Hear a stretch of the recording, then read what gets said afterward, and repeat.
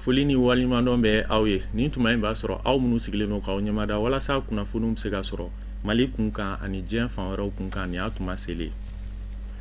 wajulu jɛkulu min bɛ Ansar kɔnɔna la olu ni jɛkulu min sigilen don walasa ka Mali silamɛw ka fara ɲɔgɔn kan jɛkuluba groupement des leaders spirituels maa alisilamɛya dɛmɛtɔ Ansaru ɲɛjɔyɔrɔ au conseil islamique ɲɛmaaba an karamɔgɔ Seydi Cherif Ousmane Madani Haidara ka bangeli sankunbɛn ɲɛnajɛw labɛn u jɛra ka ɲɔgɔndan kuranɛ kalan belebele labɛn tarata don Bangɔni Janginɛbugu la a kɛnɛ kan Sherifula Jaburani tɔgɔ la Fatumata Kane ani Abdoulaye Sogodogo tun bɛ yen an ka ɲɛmadaw ka sɔrɔlenw na.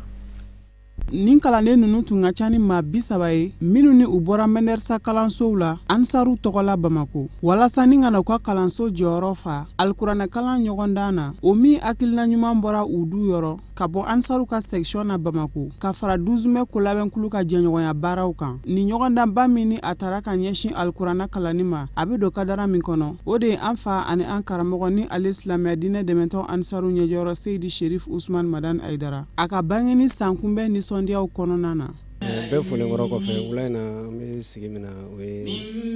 an karamɔgɔ Seydi Cherif Ousmane Madani Haidara ne ka anniversaire san 64 an b'o ɲɛnajɛw kɛnɛw kan nka bi ta ye an ye kɛnɛ min labɛn kɛnɛ min ni o ye kuranɛ kalan ye n'o concours ye kalandenw ni ɲɔgɔn cɛ second cycle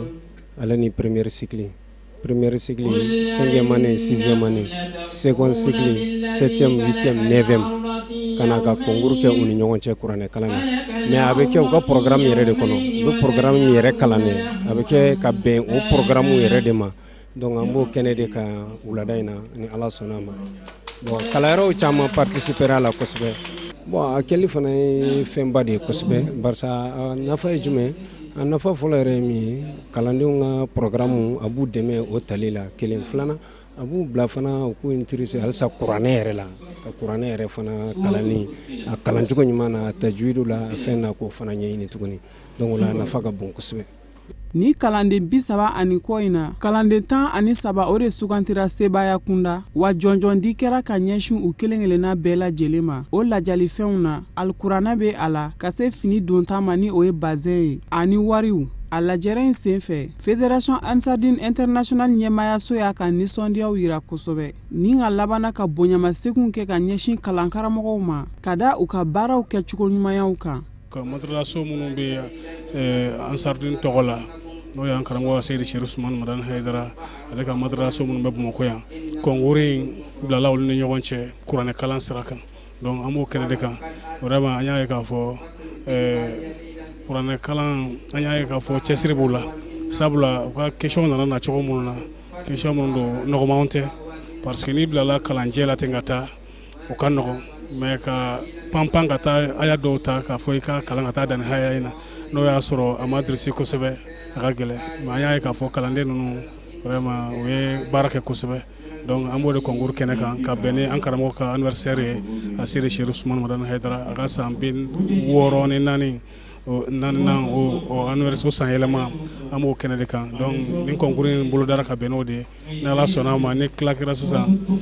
ni Ala ye gaɲa minnu garijɛgɛ don mun na u bɛna cadeau sɔrɔ inchallah. A lajɛrɛ in senfɛ denmansaw fana ma to kɔfɛ u fana ye u ka nisɔndiyaw yira ka bonyamasegin foliw caman kɛ ka labana ka ladilikan ta ka ɲɛsin kalanden ninnu ma hali bi u ka cɛsiriw boloda ka sabu kɛ ko ɲɛtaga bɛ olu de bolo la nin kɛnɛ barikama ye min ni a ye kalanden mansaw kalankaramɔgɔw ani silamɛ ɲuman caman fara ɲɔgɔn kan a denfaya minɛ tun tara ka sigi an karamɔgɔ kɔrɔ Seydi Cherif Ahmed Tijani Haidara min ni a senfɛ a yɛrɛ y'a ka nisɔndiya yira ka sangani ni ɲɔgɔndan in bolodali ye ni k'a yira ka kɔrɔfɔw la k'a fɔ ko alikuranɛ dɔnni ye fɛn ye min ni a bɛ jɔyɔrɔba de di mara yɛrɛ cogoya ma ka se fo siniɲɛsigi baaraw ma a ma ɲina kalandenw kɔ minnu ni olu kɛra kɛnɛ ye niyɔrɔbatigiw ye a y'olu tare kosɛbɛ ni ka labana k'a ɲini kalanden tɔw fɛ minnu ni olu garisɛgɛ ma don a la u fana ka cɛsiriw boloda don n'a nataw la an bɛ aw ladɔnniya k'a fɔ ko Ansaru tɔgɔla kalanso 5 ka bɔ Bamakɔ olu de ye nin kɛnɛ in laɲɛnamaya i n'a fɔ Bangɔni Janginɛbugu kalanso ka se Koɲumani ma Kabala Dawudabugu ani Musabilentu.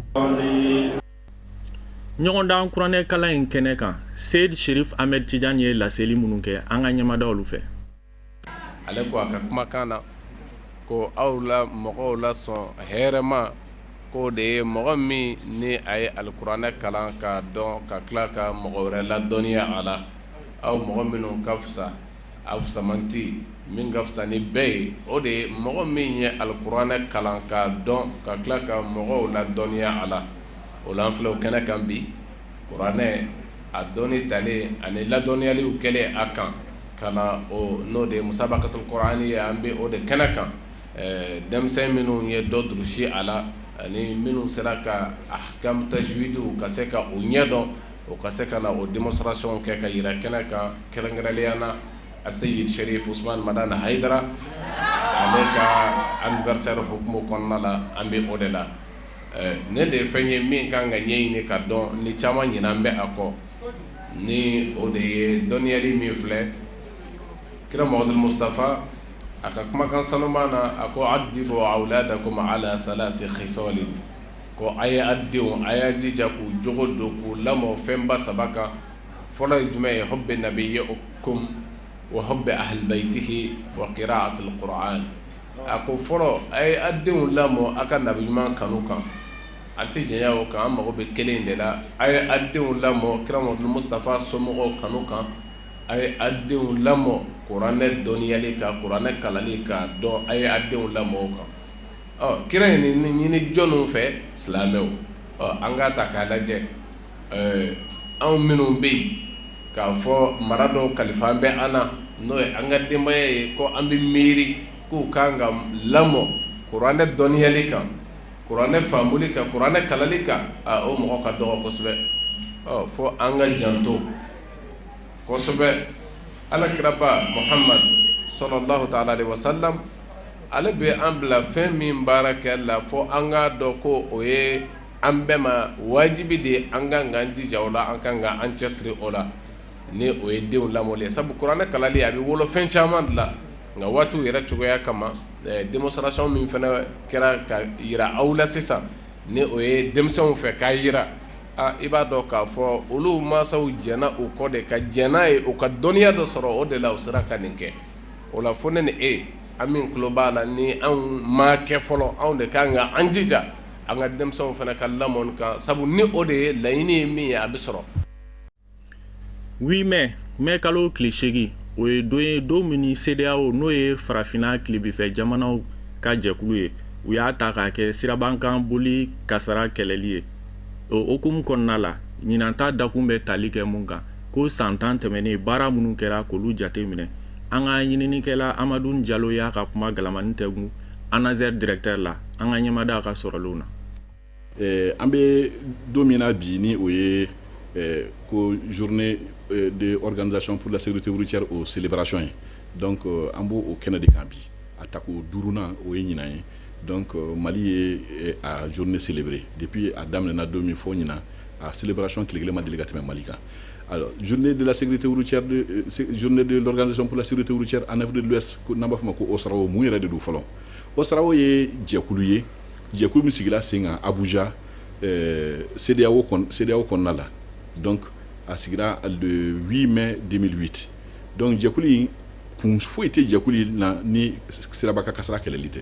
A jɛkulu in sigira sen kan ko sirabaka kasara bɛ kɛlɛcogo la ko k'a kɛlɛ ten nɔ. Donc o de an b'o kɛnɛ de kan ɲinan. Ni o ye 8 mai donc an bɛ ka an ta célébrer nin cogo de la tan jamana wɛrɛw bɛ k'u ta célébrer cogo wɛrɛ la dɔw bɛ ka marathon organiser dɔw bɛ ka taa porte journaux visiter ni fɛnw organiser donc bɛɛ b'i ka a célébrer ka cogo la mais thème dɔ de dira o thème ye mun ye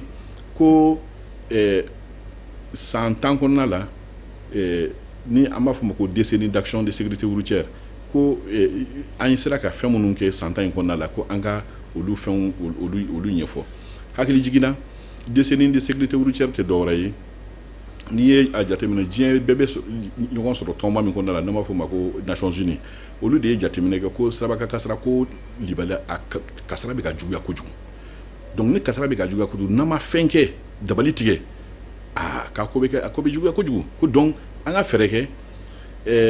an ka san 10 kɛrɛnkɛrɛn o san 10 kɔnɔna la jamana bɛɛ ka ko dɔ kɛ sécurité routière ko la activité filanan ye mun ye o ye ka caravane organiser caravane nana organiser an ye jateminɛ kɛ ko an kan ka activité min jumɛn kɛ sisan ko ka kɛ activité filanan ye an hakili nana se caravane ma pourquoi caravane parce que an jateminɛ caravane de bɛ se ka kɛ sababu ye ka kunnafoni nadi sira matarafabagaw ma ani sira sigibagaw ka bɔ yɔrɔ dɔ la ka taa yɔrɔ dɔ la donc n'i ye a jateminɛ ka Mali kɔnɔ an ka statistiques b'a jira ko boli damatɛmɛ o de ye Mali accident kun fɔlɔ ye boli damatɛmɛ donc n'i y'a jateminɛ caravanier ninnu bolila allure de la 20 km 30 km ka bɔ au monument Kwame Nkrumah la ka taa fɔ Tour d'Afrique la donc o distance in kɔnɔna la n'i y'a jateminɛ u taara dɔɔni o kun tɛ dɔwɛrɛ pour que ka yira mɔgɔ bɛɛ la sira matarafabaga bɛɛ lajɛlen ko Mali kɔnɔ sariya de bɛ vitesse la a fɔra ko n'an bɛ duguba kɔnɔ an kana tɛmɛ 50 km à l'heure kan i ye bolifɛn boli cogo o cogo i kana tɛmɛ 50 km à l'heure kan an ka sariya y'o de fɔ i bɛ dugu furancɛ la i kana tɛmɛ 90 km à l'heure kan kilo 90 heure kelen i kana tɛmɛ o kan dugu kɔnɔna i kana tɛmɛ kilo 50 heure kelen kan i kana tɛmɛ o kan donc nin wale ninnu caman fɛn o fɛn kɛlen filɛ nin bɛɛ bɛ bila an ka ministre des transports et de la mobilité urbaine ka yamaruya de kɔnɔ parce que ale de bɛ an bilasira ni nin hakilinaw ye ale de bɛ an bilasira ni nin kumakan ninnu ye pour que an ka baaraw bolo tacogo dɔn an ka se ka se mɔgɔw ma mɔgɔ minnu bɛ se ka circulation ko faamuya an k'u dɛmɛ ni kunnafoniw ye pour que kunnafoni bɛ se ka kɛ sababu ye u bɛ se k'u yɛrɛ ni kisi cogo min. faraɲɔgɔnkan jɛkulu consortium Accra mun bɛ Kulukoro mara kɔnɔ olu ye tile 2 ɲɔgɔn kunbɛn labɛn mai kalo tile 6 ani mai kalo tile 7 a kun de tun ye walasa u ka san tɛmɛnen ko baara ninnu jate minɛ a kɛnɛ kan Serifula Jabaraniso tɔgɔ la Samayira Sanogo a n'a ka jatala Ibrahim Kulibali tun bɛ an ka ɲɛmadaw ka sɔrɔlenw na. Ni tile 2 baara min sigila senna Kulukorokaw fɛ yen ka bɛn ni consortium Accra ka wuli ka jɔw ye o minnu sen fɛ o bɛna hakili fɔlɔfɔlɔ ani kɔfilɛ kɛ ka ta ka ɲɛsin wale minnu kɛra o fɛ sɛnɛ ɲɛdɔn ani a bɛ se don ba la cogo min na o baara minnu bɛ taa bila san 1 ɲɔgɔnna na olu kɛra kɛwale ye minnu fola ni ka tare Kulukoro mara ɲɛmɔgɔw fɛ avril kalo san 2018 ka taa bila mars kalo san 2019 consortium o ye waliya caman kɛ sɛnɛ yiriwali siraw kan hali n'a sɔrɔla o ye gɛlɛyaw caman sɔrɔ baw bamananw b'a fɔ ko sira kura taamaba ni senbunangu tɛ ban olu gɛlɛya dɔw ye baara kun kan ka daminɛ kuma min na a ma se daminɛ o waati. Bon san comme projet yɛrɛ duré 3 ans de an ye san 1 de kɛ san 3 de an ye san 1 kɛ an nana o de boloda o de yira mɔgɔw la an sera ka min kɛ a la an kun ye minnu boloda k'an b'o kɛ san kɔnɔ an nana o de yira mɔgɔw la ani an ye gɛlɛya minnu sɔrɔ ani proposition minnu b'an bolo pour que o gɛlɛyaw bɛ se ka nɔgɔya cogoya min na dans les années à venir ani san 2 min tora k'o baaraw boloda quoi. Bon an kɔni min yɛrɛ ye baaraw kɛ an ye nimisa wasa sɔrɔ mais a kɛra gɛlɛyaw kan parce que a ma daminɛ joona bon e b'a dɔn girikura bɔ o tɛ ɲɛ wɔyɔ kɔ n'i nana paysan ma k'a ka an yɛrɛ a tun b'a diya de k'a fɔ a ka dan de ou bien a ka dingɛni de sen a ka si bila kɔnɔ k'a ka an yɛrɛ dan o kɛrɛfɛ i b'a dɔn olu ko ninnu olu fɛngɛlen don dɔɔni mais avec un peu de sens on a pu aller au-delà de 50% pour certaines activités. Consortium Accra ka laɲiniw de ka yɛlɛma caman don sɛnɛ bunakuu la ka kɛɲɛ ni a kɛcogo sira kuraw caman ye minnu bɛ se kɛ sababu ni ka lafiya ta ka di sɛnɛkɛlaw ma u ka se ka sɛnɛ kɛ ni ka tila ka bɔ a nu ma ka sɔrɔ u ma gɛlɛya ye. RCS bɛ baara la don o don u bɛ bɔla ni fɛn ɲumanw yɛrɛ de mais fɛn ninnu bɛ tiriwari kɔnɔ ye donc Accra ko a bɛna wari don a la pour que o fɛn ninnu bɛ se ka dɔn cogoya min na a minnu kan ka utiliser olu fɛ quoi n'o ye sɛnɛkɛlaw ye parce que an ka sɛnɛkɛla ninnu halisa n'i ye sɛnɛkɛla sigi 100 i bɛ taa sɔrɔ min bɛ si san sugu kɔnɔ ten ka t'i jɔ dɔrɔn ko kaba k'a san ou bien a y'a ka foro tigɛ a ye si dɔ bɔ k'o bila kɛrɛfɛla la ye a b'o de dan donc o la an tɛ bɔ nɔgɔ la hali ni ye engrais suguya fɛn o ko la an b'a fɔ u ma ɲi dɛ peut-être i bɛ taa sɔrɔ u tɛ se an ka sanjiw tɛ se a kɔrɔ sisan i bɛ taa sɔrɔ u sɔrɔ man bon i bɛ taa sɔrɔ ni musow ko k'u b'a bayɛlɛma ni ma nɔgɔ donc an dun si kura minnu bɛ yen sisan nɔ o si ninnu olu bɛɛ b'o o de fɛngɛ u bɛ ja kun a dɔw ye u bɛ ci 2 b'u la par exemple a bɛ u den dun a bɛ tila k'a bulu di a ka baganw ma. A kɛlen ko k'a ka nisɔndiya yira kosɛbɛ ka kɛɲɛ ni nin sigi in kɛli ye a fɛ yen Kulukorokaw ka directeur régional de l'agriculture a y'a yira a ka dantigɛlu la k'a fɔ ko consortium Accra ka nin baara in bɛ kɛ sababu ni ka fiɲɛ bɔda di sɛnɛkɛlaw ma olu minnu bɛ sɛnɛ kɛ walasa u ka se ka sɛnɛ nafa sɔrɔ ka sɔrɔ a ma kɛ ni gɛlɛya ye a labanna k'a yira k'a fɔ ko nin ye hakilila ye min ni jamana ɲɛmɔgɔw ta bɛ don minɛn kelen kɔnɔ. Approche kura de don ale de b'a kɛ producteur ani ONG bɛɛ ka sɔrɔ kɛnɛ kelen kan pour que ka ɲɛsigi sabati. N'i y'a kɔlɔsi i b'a dɔn an ka sɛnɛkɛlaw olu de ce qu'on appelle les populations les plus pauvres quoi. Olu yɛrɛ de bɛ balo parce que na balo tɛ an b'a fɔ ko danbe tɛ mais olu toujours olu de problème b'olu de da la quoi. Donc an tun b'a fɛ ni projet la k'u la dɛmɛ k'u la former k'u la kalan pour que u bɛ baara mun kɛ pour que u ka se ka nafa sɔrɔ a la. Donc Agra ni consortium avec Faso Kaba, Camara Semence ani ONG an bɛɛ de farala ɲɔgɔn kan pour que an ka se ka ninnu former u bɛ se ka balo olu ka baara la quoi.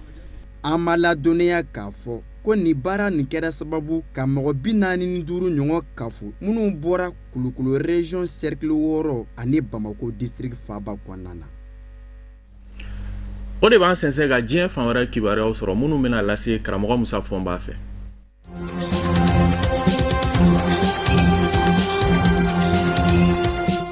Ndene me kalo tile 6 Senegalikaw ka diinɛ ɲɛma dɔ ko Cheick Béthio Thioune a ka kiriw kunjɛra Senegal faaba la Dakar min senfɛ a jarala k'a fɔ sanda ka so a b'o kɛ jagoya baaranin fin na ka sabu kɛ a ka kalanden bila olu fara san 2012 nka kiri yɛrɛ sigira senga ka sɔrɔ Cheick Béthio Thioune diinɛ ɲɛma in Senegalikaw fɛ a bɛ furakɛli senfɛ Faransi jamana kɔnɔ kiri min kunjɛra ndɛnɛ mɛ kalo tile 6 n'o y'a yira k'a fɔ sanda kaso jagoya nifin baara k'a b'o kɛ o dugujɛ tarata mɛ kalo tile 6 diinɛ ɲɛma in Cheick Béthio Thioune ye diɲɛ to a si kun bɛ san 80 ani san 1 na nɛgɛ ɲɛ 17 waatiw Faransikaw ka lɛrɛ la dabama ka wele sera a ma Bordeaux lapitaninso la wa a yɛrɛ ka denbaya ye kɔrɔfɔ sɛmɛndiya k'a fɔ a fatura a denkɛ kɔrɔba kɛrɛnkɛrɛnnen ɲɛna ni o ye Serigne Saliou Thioune Gueye Tapi denkɛ y'a yira k'a fɔ cɛkɔrɔba ka fatuli ma se ye tiɲɛ ye Ala bolo ko nka ko san 2012 a minɛnen a ye kalo 10 min kɛ kaso la o kalo 10 kun kɔnɔ a ka kɛnɛya tigilamɔgɔw kɛ ngomɛ ka jira k'a fɔ jateminɛ dɔw ka kɛ a ka kɛnɛya kunka ko k'a to bolola ko ma se ka kɛ ko kuma ko de kɛ na kɛ k'a ka saya teliya ta a ma ladɔnniya k'a fɔ diinɛ ɲɛma in Senegalikaw fɛ ni o ye Cheick Béthio Thioune ye diinɛ ɲɛma minnu min wele ko muridiw o dankɔrɔba kun don ma kalanenba fɛnɛ kun don Faransi kala la barisabu ka d'a kan École nationale d'administration ENA Sénégali a tɛmɛn'o fɛ fɔlɔ fangaw fɛnɛ na Ablaye Wade jamana ɲɛmakɔrɔ o masurunama kɛrɛnkɛrɛnnen kun don nka diinɛ ɲɛma in yɛrɛ ani gwɛlɛyaw nana ɲɔgɔn sɔrɔ san 2012 de a ka du dɔ kɔnɔ Mbour a ka kalanden fila fara ye a welela bɔgɔ jeninen ka o la kiri de kunjɛra sa ka bɛn ni ndɛnɛ mɛ kalo tile 6 ye k'a jira k'a fɔ sanda kaso jagoya baara travaux forcés k'a b'o kɛ kalanden fila ninnu valiko la n'o dugujɛ tarata mɛ kalo tile 7 dabama ka wele sera a yɛrɛ fɛnɛ mɔ furakɛli yɔrɔ la Faransi duguba la Bordeaux Senegalikaw ka sekoba n'o ye Cheick Béthio Thioune ye a somaw y'a yira k'a fɔ u b'a fɛ teliyala ka fure lana Senegali jamana kɔnɔ k'a ka janajaw boloda.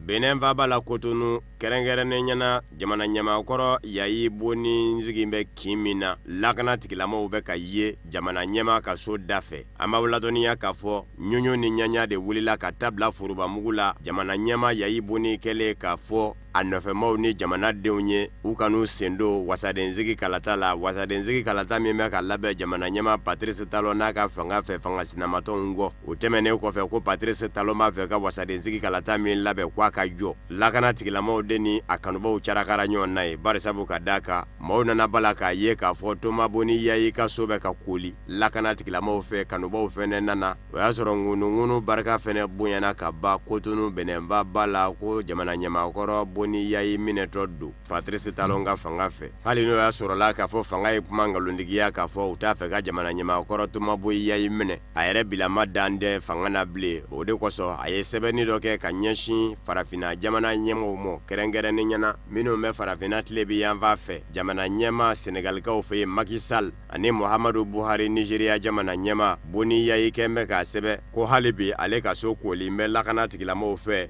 u ka maramafɛn girimanw i n'a fɔ char combat k'o t'an bɛ ale ka so lamini o kumana ale b'a ɲini jamana ɲɛmaw fɛ u ka fɛɛrɛ bɛɛ lajɛlen sigi senkan teliyala k'ale n'a ka denbaya kisi ani fangasinamatɔnw minnu fara bɛ a ka bi nin y'a ka weleda ye bataki dɔ la a ye min ji farafinna tile bi yanfa jamana ɲɛmaw mu.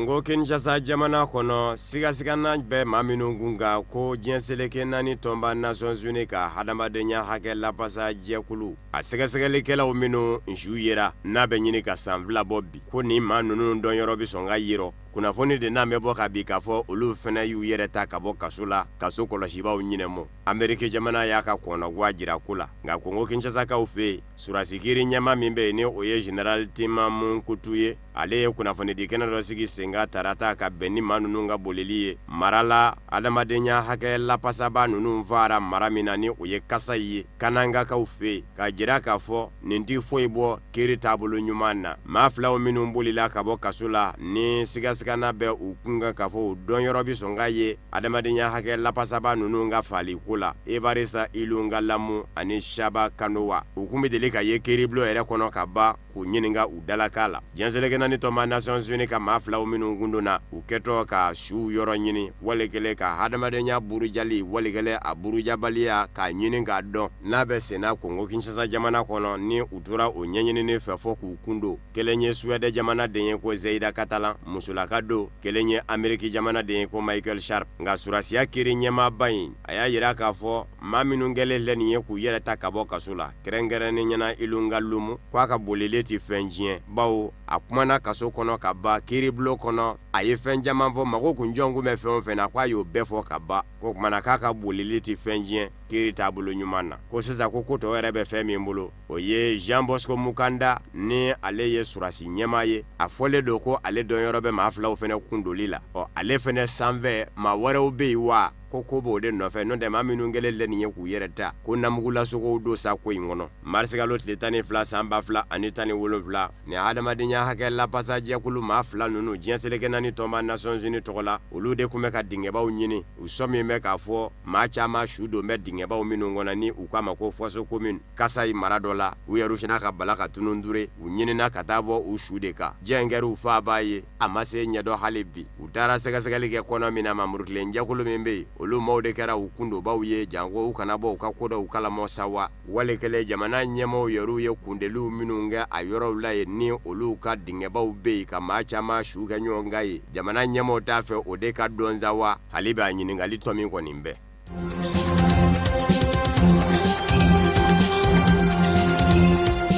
Afrique Sudika ufe araba mekalot le segi nye kalata baye jamana wasadenziki kalatau ani marabulu tau ubebi jeka kenyonve no kera jamana wasablo be soroka jamana nyema sugandi oye Afrique Sudika uka kalata ke chugoye anglefo jamana chamanda yoye samuga ani sanduru kabini shia woloma kele bana Afrique Sudika jamana kono ANC fanganyini ndo Nelson Mandela ka fanganyini ndo de beka Afrique Sudika jamana mara halibi dasmusumuni uminu ngera olu kemeka jira kafo ko imbeto ANC tayala kwi wa jamana nyama beto ANC bolo kerengerene nyana Cyril Ramaphosa mi nana jamana nyama Jacob Zuma nona ngaonata be ANC fanganyini ndo abilama abeka mangoya dondoni hali noti fenjin aka jamana nyama ya sorolila Cyril Ramaphosa nane jamana nyama Jacob Zuma nona o jako ya jigine kabo fangana fanganyini ndo fe ka sabuke kokolo chamanye anona inafo faso dungo juguya Cyril Ramaphosa ya yiraka fo alebeke yelema mansaye jamana kono jamana mi ni fandanya kwatige bali be damakenye baliya be jamana de ni nyonje soro kla chugula ni nyonje fangafe yuruku koda o kera sababu ye ka ANC ka sebe koro lafu ni jamana nyema koro Jacob Zuma ka kewale wiye o bekara sababu ye ka ANC ke nyugundo fenye machama mbulu ngadasa musumuni uminu ngera uluya yira kwasada ina koni kalata kera ke fenye keme sara la biduru ni kele katase biworo ani kele moko ANC bo soro uba jira ka fo jamana nyama ya bito abulu nga fanga sinama tona dangoroba flaude be ANC bi nyeshi minu mo fola oye Alliance Démocratique ma wolo jema nazara uminu me Afrique du Sud jamana kono ni farafi ka chanu ye ulu minu nye jamana mara shia wolo makono ni farafi nde kundese ka yenyela upe Nelson Mandela unye kasoke minu nga fanga makuka fanga nyini ndo Alliance Démocratique abelama ba feka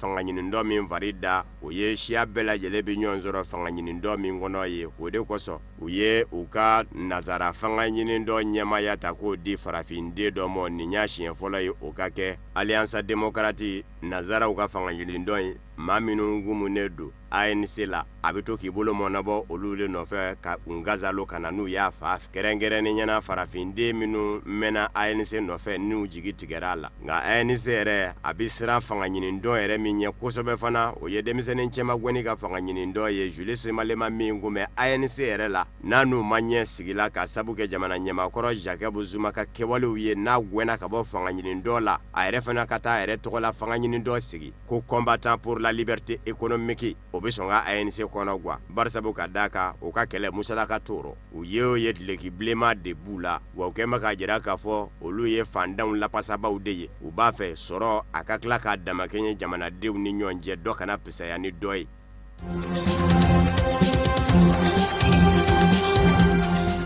Mali silamɛw ka jɛkuluba au conseil islamique ɲɛma alisilamɛya dɛmɛtɔ ansaru ɲɛjɔyɔrɔ an karamɔgɔ Seydi Sherif Usman Madani Haidara ka bangeli sankunbɛn hukumu kɔnɔna la dɔngɔnɔw ye siɲɛta kɛnɛ dɔ labɛn ka bɛn ni jumado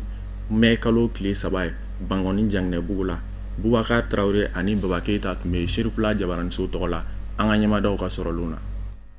Ɲinɛ lutte traditionnelle min bɛ tali kɛ kɛrɛnkɛrɛnla an fa karamɔgɔ Seydi Sherif Usman Madani Haidara ka san 64 sɔrɔli ɲɛnajɛ hukumu kɔnɔna na maa 8 olu de kɛlɛ kɛ nin ko in kɛnɛ kan o maa 8 tilalen don jɔyɔrɔ 2 la maa fɔlɔ 2 minnu bɛ bakuruba ninnu kɔnɔna na olu ye ɲɔgɔn sɔrɔ demi-finale kɔnɔna na o kɛnɛ kan an b'a ye k'a fɔ min ye Laji Jara ale ni Brahima Bamba o kɛra sababu olu nana ɲɔgɔn sɔrɔ finale kɛnɛ kan Laji Jara ale m'a bila dagirinda la ka sababu kɛ ale ye sebaya sɔrɔ Brahima Bamba kan an b'a fɔ ɲɛnajɛ in kɛnɛ kan kado caman olu kɔni taara ka di maaw ma kɛrɛnkɛrɛnnenya la ka ɲɛsin an karamɔgɔ Seydi Sherif Usman Madani Haidara ka denbaya ma wa o ma ɲinɛ min ye fadi maaw fɛnɛ kɔ organisateur ka laɲini kɔnɔna na an bɛ kado di a ba de ma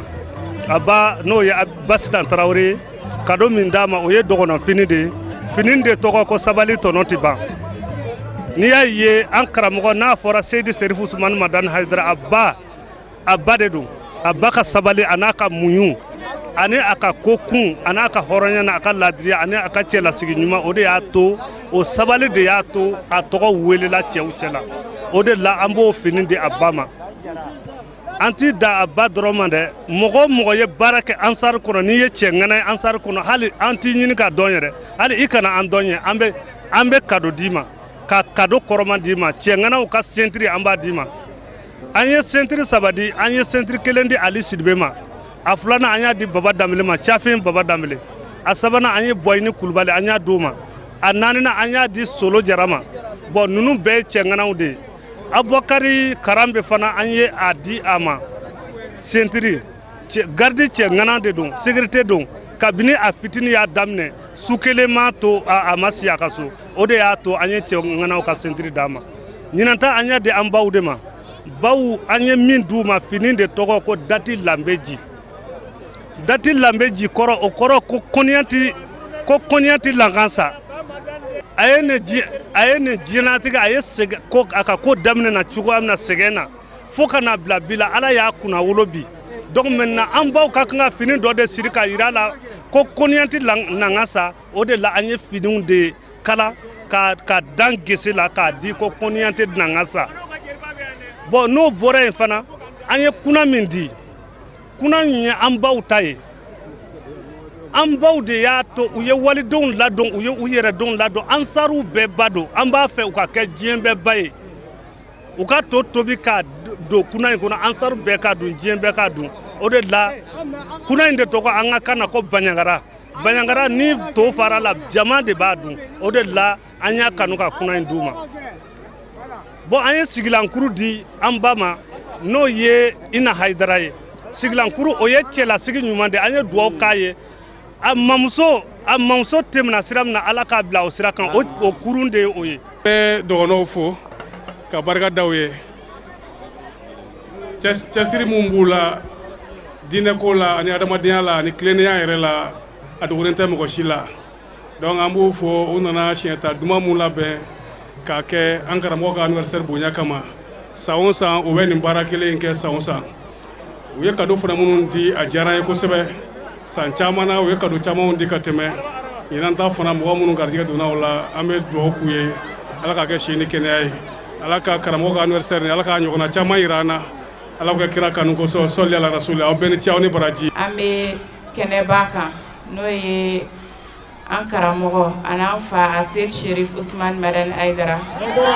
an bɛ ale ka anniversaire ɲaɲaniw na n'o ye lutte ye lutte traditionnelle n'an b'a wele bamanankan na ko siyɛnta an b'o kɛnɛ kan vraiment an bɛ siyɛntalaw fo olu minnu nana ka na nisɔndiya wula in na ko u karamɔgɔ bangena o seni de bɛ olu ye k'o bonyamasegi kɛ cɛ in ye min nana ka na an bɔ jahanama kankun kan k'an bila alijinɛ kɔnɔ vraiment sara wɛrɛ t'an bolo ni k'a k'a ye ni k'a remercier nin bɛɛ ye ŋaniyajira de ye k'a yira la ko an b'a fɛ wa an b'a kɔ fo saya o la an bɛ dugawu kɛ nabaga bɛɛ lajɛlen fɛn min m'aw natɔ sɔrɔ ka na aw tatɔ sɔrɔ ala ka hɛrɛ kɛ an n'aw ye ala k'an n'aw dɛmɛ ala k'an n'aw wasa ala k'an ka ɲinifɛnw nɔgɔya an bɛ min ɲini hɛrɛ la diɲɛ ani lahara ala k'o nɔgɔya ye an bɛ siran min ɲɛ tɔɔrɔ la diɲɛ ani lahara ala ka don an n'o cɛ karamɔgɔkɛ in ala k'an ɲɛ mɛn a la ala k'a sago k'a ye ala ka n'a malo ala ka n'a labila a bɛ min ɲini ni diinɛ in ye ala k'o sabati a bɛ siran min ɲɛ ala ka don a n'o cɛ ala ka jamana in yɛrɛ kolo suma ala ka bɛn sabati a kɔnɔ jamanadenw ala k'u bɛn kelen ma k'u don da kelen fɛ k'u bɔ da kelen fɛ ala kɛ kira n'a bɔnnaw bonya kɔsɔn sɔli ala nabiyu la an b'a fɔ ko n yɛrɛ bɛɛ lajɛlen kuncɛra ni duwawu don ye ka ɲɛsin bɛɛ lajɛlen ma o de bɛ dan sigi bi bamanankan kunnafoniw na mun sera ka fara ɲɔgɔn kan ka bɛn ni tuma in ma kunnafoni di so ɲɛmaayaso fɛ ani ce aw k'an bɛn ni ala sɔnna a ma